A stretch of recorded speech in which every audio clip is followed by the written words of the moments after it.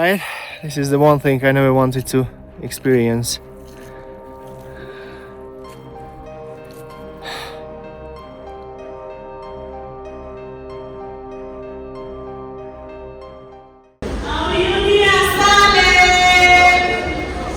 Let me introduce the female ticket seller in its natural habitat in the bus terminal of Potosí. Uyuni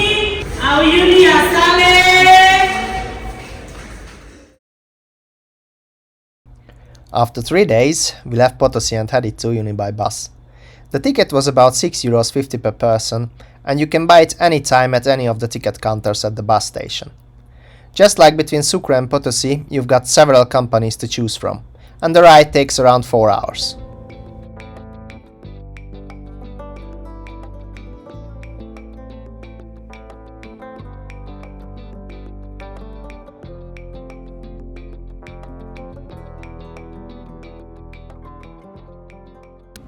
Hi guys, we just arrived to Uyuni and got a room in the hotel. Well, it's small and dark and doesn't have any windows, but it's okay for one night. Something else about the journey: if you take the bus from Potosí to Uyuni, just be sure you go during the day, because then you can see landscapes like nowhere else around the world, and the moment you see the Salar from the distance for the first time is unforgettable. I'll tell you a secret, Ildiko even cried a little bit out of happiness. Ilyet nem mondunk.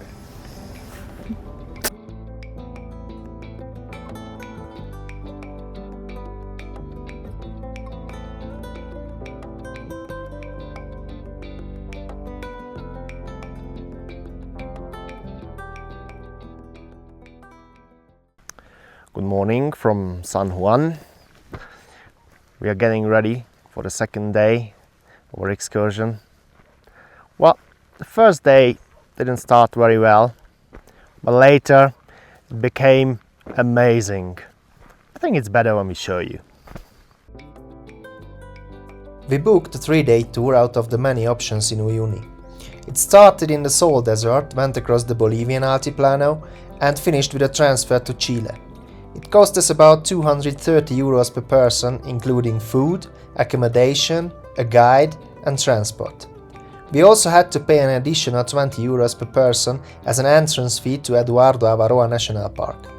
We left around 10 in the morning and our first stop was the famous train cemetery just outside Uyuni.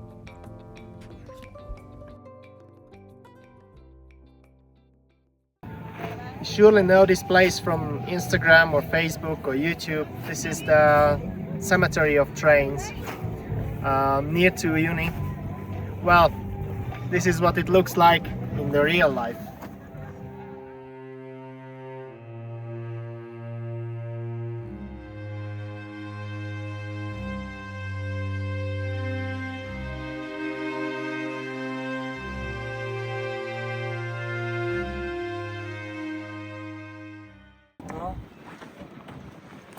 I think if you want to see this place as abandoned and as calm as it meant to be in social media, you should come here in the morning, early in the morning. Just take a walk from Uyuni.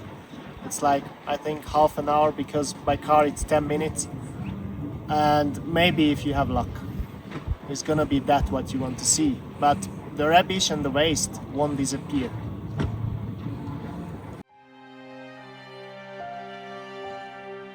We then headed from the train cemetery towards Colchani, a small village where we got to see how salt is processed. The mass tourism vibe was still very much present there, but after that we finally reached the Salt Desert.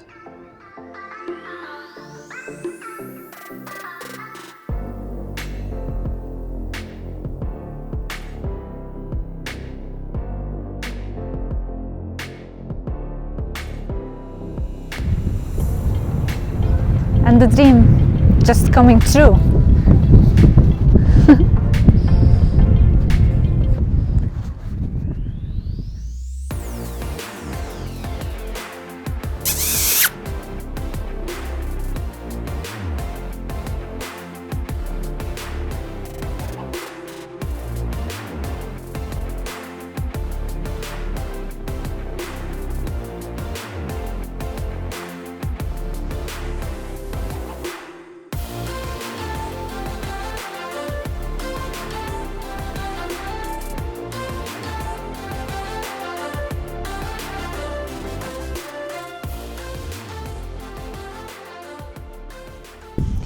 We are at Salar de Uyuni and just experiencing the famous mirror effect. I can tell this is the highlight of the whole Bolivia journey. Fact, it's high season here in Uyuni. Fact, hundreds or thousands of tourists here. But fact, at this point, we are completely alone. No other people inside. I just can't describe the feeling. How is it to see how sky and earth melting together? And this time it's not because of the lack of my English knowledge.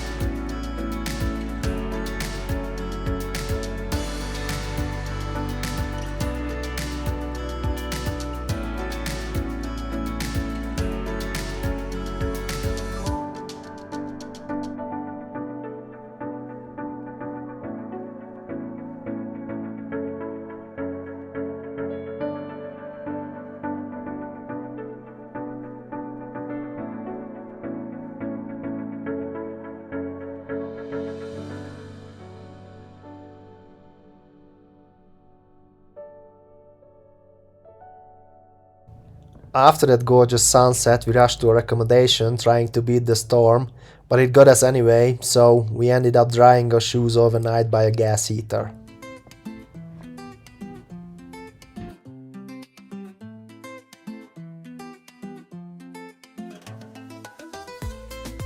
This is our room with comfortable beds, warm blanket, and a large bathroom, and we have warm water and salt everywhere.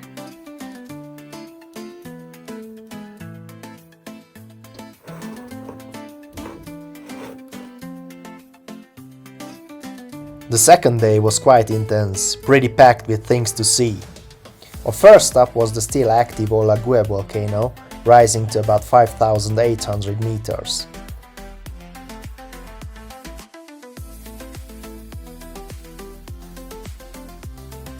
The road took us through quiet, desolate landscapes, but every now and then we'd run into a shepherd guiding his llamas.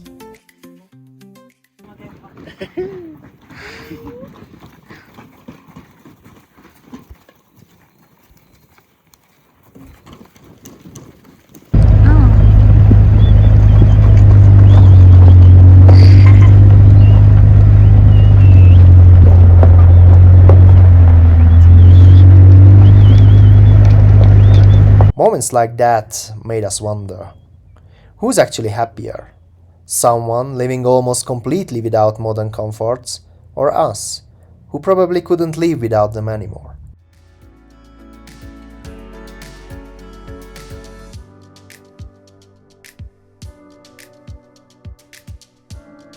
Still, there wasn't much time to reflect, because every corner brought a new jaw-dropping view, and soon the impressive cloud-covered peak of Olague appeared on the horizon.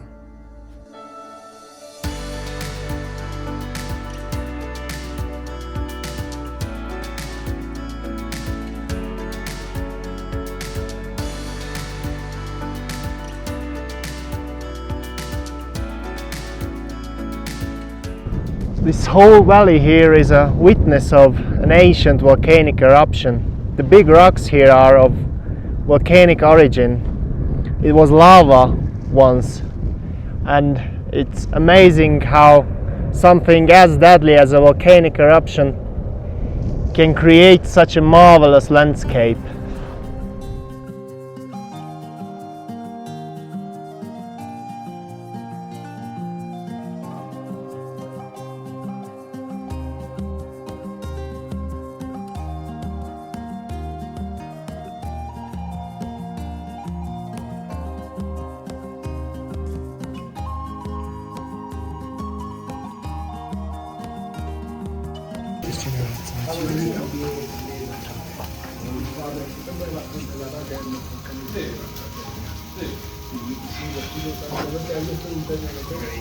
Yeah, sure.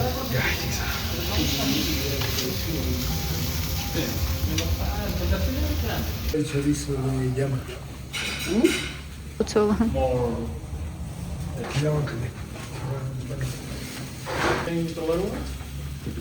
No. ¿Me puedes comer, por favor?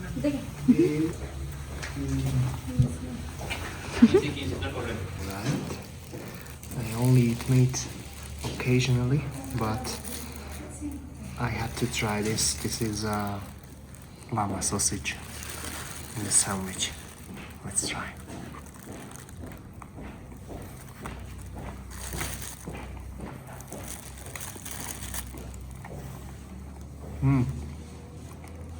Spicy. Hot. It's cold weather. Perfect. Good.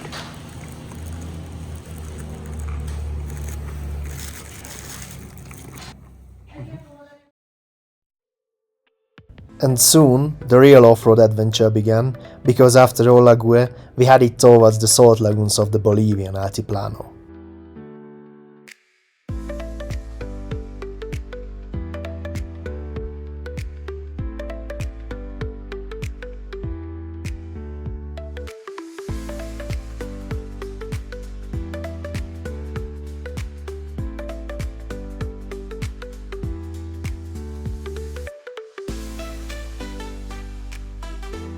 It's stunning that at this altitude, in such tough weather conditions, you still run into flamingos, and not just a few, but 3 different species in fairly large numbers.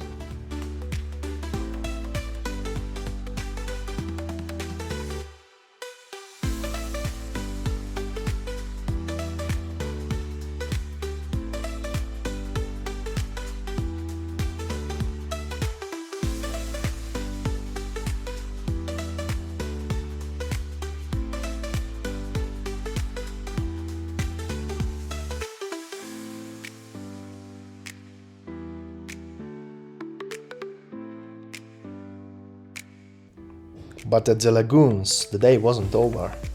Because the real fun was just getting started when we truly realized how endless and widely beautiful this island is. You feel like you could just walk forever all the way to the horizon, or until you freeze.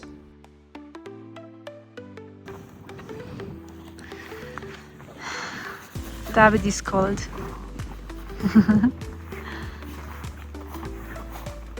Cold!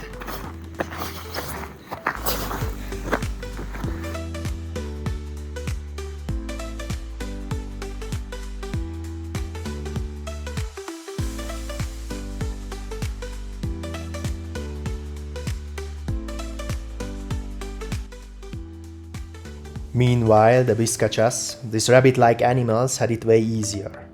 Thanks to their thick fur, the harsh Andean weather didn't bother them at all.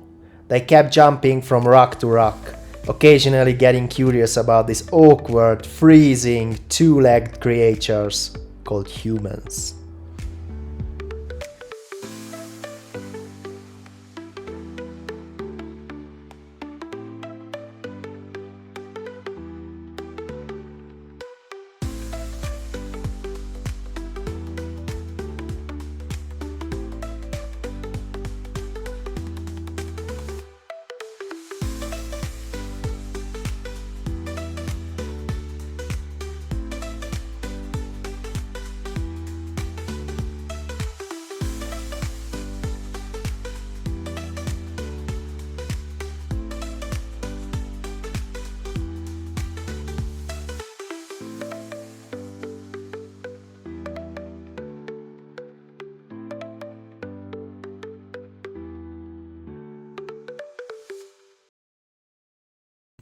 We arrived to our accommodation for tonight. It's in the middle of nowhere. We got only 3 hours of electricity tonight. It's very basic and it's cold and it's raining. So we go inside and show you the room.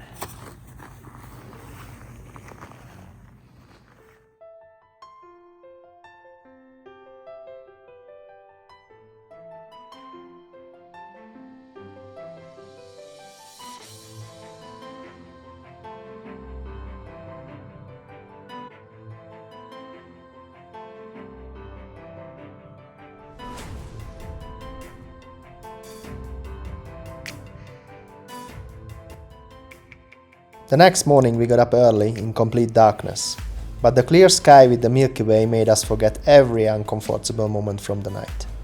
But we couldn't enjoy the view for long, since we were soon on our way to Sol de Mañana, the highest geyser field in the southern hemisphere.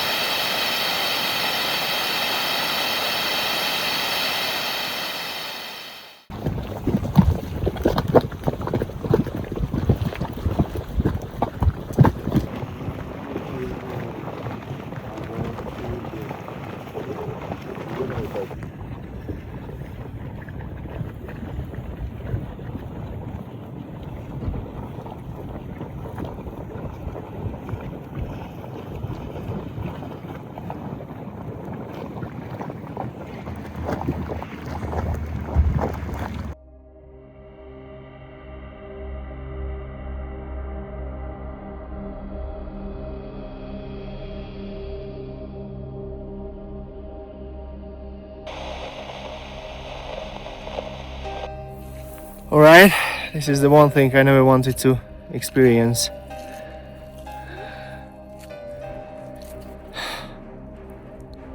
Nobody is injured, but that was horrible.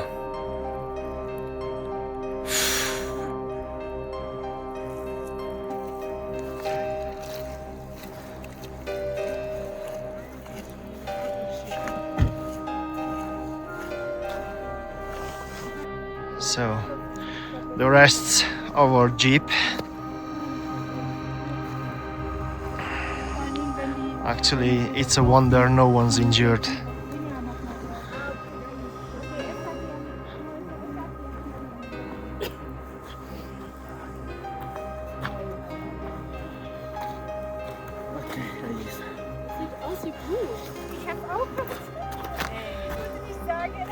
Man kann sie doch anziehen. Sind da noch Leute im Auto? Eben, das ist auch so blöd. Ja, ich weiß. Da sind noch Leute im Auto? Ich würde aussteigen.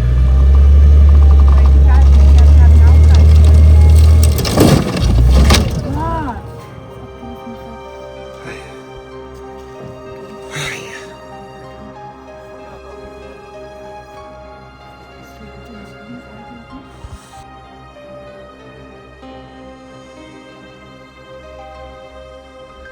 Alright, so first of all, here's how the accident happened.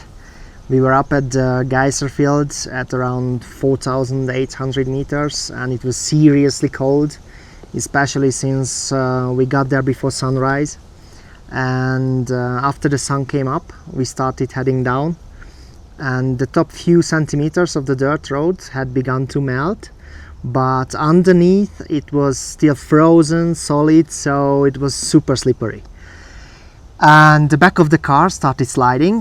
The driver couldn't correct it anymore. We spun, then the car tipped onto its side and eventually flipped upside down and stopped like that. Yeah, definitely not a pleasant experience.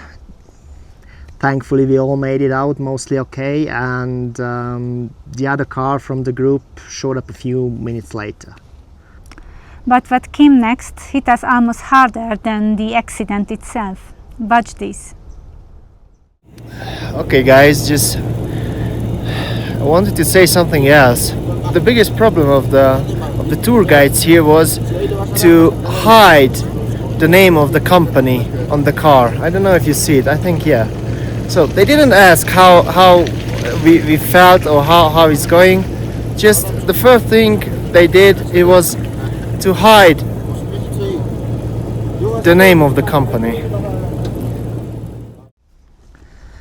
Okay, so to better understand what we can actually learn from all of this, and also to figure out what we could have done better ourselves, for example when choosing a tour operator, we did a bit of research, and the result wasn't much of a surprise. We reached out to the 5 most popular tour operators in Uyuni, Bolivia and in San Pedro de Atacama, Chile, and asked for an offer for the exact same 3-day tour we did. But this time we didn't just ask about the price, we also asked about safety measures, emergency protocols, and what happens in a case of an accident, like do the guides carry radios so they can call help even in areas without signal. In our opinion, these are completely fair questions on a tour like this. This should matter to any responsible tour operator as well. Yeah, so from Bolivia we got exactly one reply. 4 out of 5 tour operators completely ignored our request. Which was pretty weird because usually you get answers within like half an hour. Yeah. But the one that did reply actually said the guide has a radio and can call for help anytime. But while a normal tour costs around 200-250 euros per person, with them it would be around 1000. So if you want safety, you really have to pay for it. On the Chilean side, everyone replied. 3 of them just sent their usual generic offers, completely ignoring our safety questions. One was totally honest and said they don't have a radio or satellite phone either, so you're basically on your own if something happens. And one tried to downplay it, saying there are barely any places without signal, which we know from experience is just not true. So that's pretty concerning. We might get some backlash for criticizing a developing country like Bolivia, but of course we are going to look at this from a traveler's perspective. And if you choose to build your economy around mass tourism, then you also have a responsibility to provide at least a basic level of safety. Or be fully transparent about the risks, because let's be honest, if they were just as visible as the destination itself, far fewer people would come. Yeah. This is just our personal opinion and we stand by it, even if some people won't like it. And that being said, despite everything, we don't regret doing the tour at all. Up until the very last moment, we enjoyed every single part of it. And we are the kind of people who would have gone anyway, even with full transparency about the risks. So yeah, that's it guys. If you've got any questions or feedback, we'd love to chat with you in the comments. In the next video, we'll break down our entire Bolivia trip with total costs, highlights, and the not so good experiences as well. So if you're curious, make sure to subscribe and join us next time. And don't forget to sign up on our website. The bigger the community, the more chances for free accommodation. For now, thanks for being here and see you next time. See you next time.